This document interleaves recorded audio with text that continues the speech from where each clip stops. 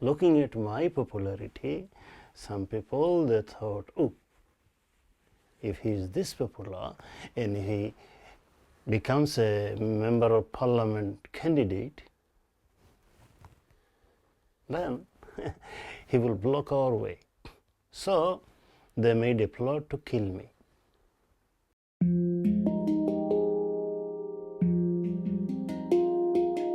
Farid Ahmed's words of forgiveness were heard around the world following a terror attack in Christchurch, New Zealand. I want a heart that will be full of love and will forgive lavishly.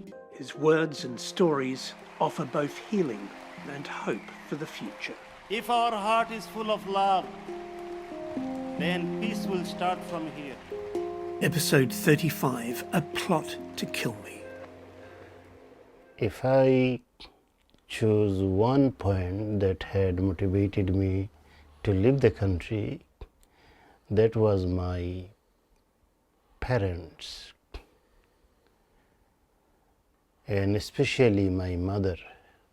She was getting panic attack and she was crying so much, and she was asking me to leave anywhere. You leave, otherwise I cannot sleep.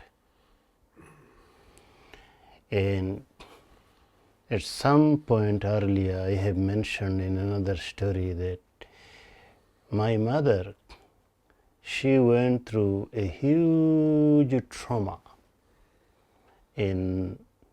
after 1971 war, when suddenly, without any reason, my father was taken away from us and he was placed in prison without any case against him.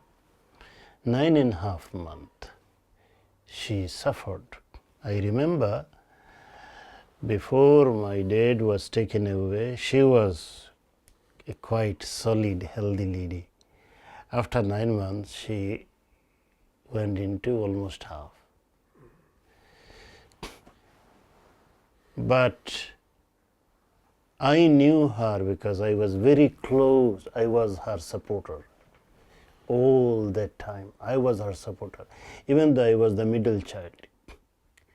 But I probably am privileged, I'm not proud, I'm privileged that I could spend my time with her in cooking, cleaning, housework. On top of that, I did outside work. I was there.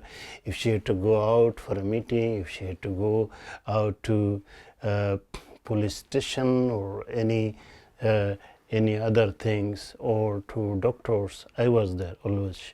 She picked me and I was connected to her.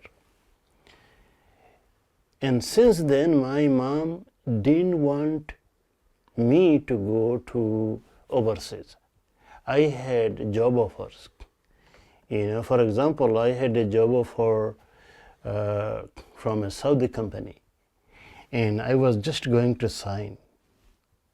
Everything was, sorted, and I was interviewed in the capital city. I was just going to sign, and then my heart said, no. My mom doesn't want me to go to overseas. So I said, I'm sorry, I cannot sign. I'll think about it. And they said, everything is so far so good. So far, the offer was good, salary was good, opportunity for promotion was good. Why not? But in my heart. So I didn't go because my mother was too fond of me. She never wanted me to go overseas. The same mother was telling me in 1988, you get out from here, go anywhere, otherwise I cannot sleep. Why? Because just few months before then, there was a plot, even in my own sub-district, there was a plot to kill me. And who did that? Some politicians. They misunderstood me because they thought that I would be a candidate for member of parliament. But I had no ambition to be in politics. But I was popular. Long story short, there was, some student activities, and they had chosen me. They made a one-member committee, and I was that member, to come up with a draft constitution. Because I had experience on those things. I was a student union leader, so I had knowledge. I was that popular. The whole assembly, unanimously, they had chosen one person to do that. And I didn't say no. I could not say no.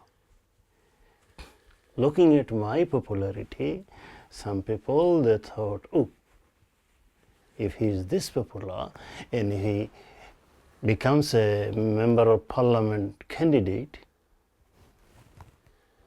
then he will block our way.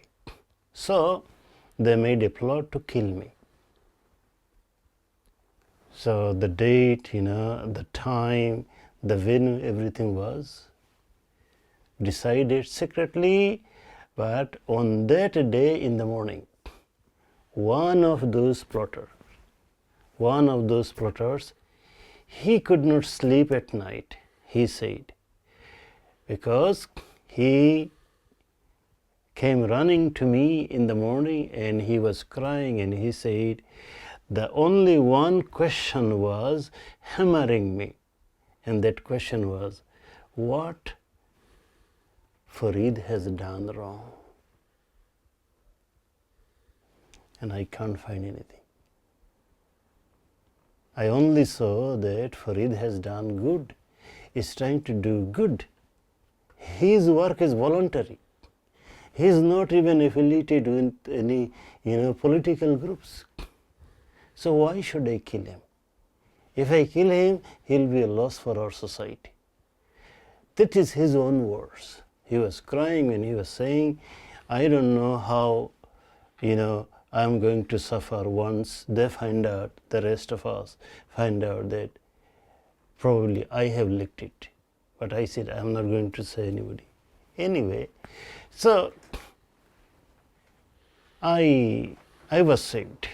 So that was, one thing that has shaken my parents' confidence, and the trauma of the war came back to them.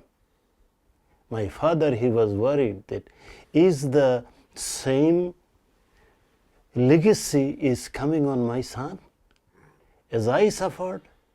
No, we have to break the chain. This is going too far.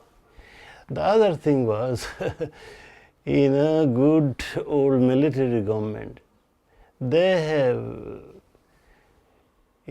appointed the police to chase me here and there. So, they come home, even they bother my parents. Where is he? We need to take him. We have questions, this and that. So I had to run around, hide around. Sometimes I slept in the middle of the lake, far away from my home. On a little sort of boat where police could not even imagine that I was there. Every time local election, central election, or any other issue comes, I'm not doing anything but they'll chase me. So that thing was also hammering a lot to my parents. So when my mom was panicking, I could take other suffering.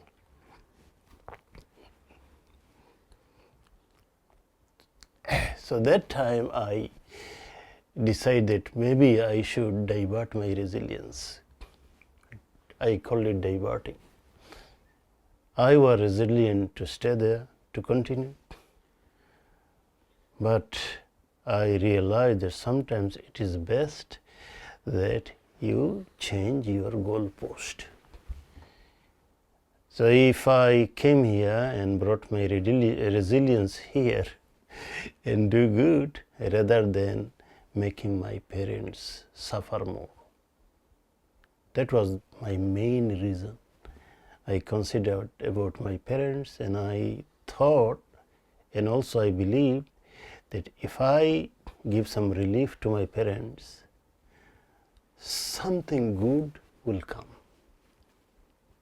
as an outcome, something good. So basically, for my parents' sake, I thought, well, this is time to go. And I came to New Zealand, and I do not regret. I have done the most wonderful thing by coming to New Zealand. I thank God, I thank New Zealand, and I thank my parents for pushing me. Otherwise, I was not going to leave. Yeah.